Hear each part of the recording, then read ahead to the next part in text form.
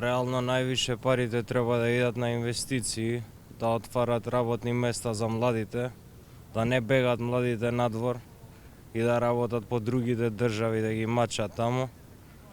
Треба да отворат работни места овде за сите граѓани, да си работиме овде, да си седиме овде. Здравство најмногу треба, затоа што популацијата ни отиде.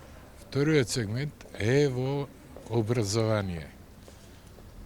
Дали е тоа високото што е запоставено или е во средно и така натаму и така натаму. Првенствено би за хигиената на воопшто на целата држава и на Скопје, еве кога беше папата требаше да дојде, ги поправија плочките. Плочките траја 20 дена, еве ги пак се искршени. Клупите искршени, ѓубришта на сите страни. Сиромаштијата би ја поддржала на секој можен начин. Основно, би требало да се одвојат сегменти во заштита на човечката средина, зборам да се инициираат средства во делот на општини, али со една активна политика на општината, не инертна, каде што би влегло попис на населението кој користи, да речеме, актуелнава тема, околу годивата и загадувањето. Малку поактивност, затоа што јас приметувам, да речеме, сум жител на општина Ѓорче Петов, една пасивност, се оди на една инертност во делот на горливата проблематика, која не за сега нас граѓаните.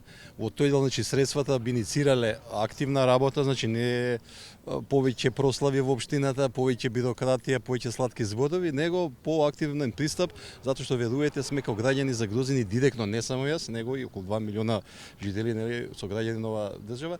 Најмногу треба за здравство. Инаку, да.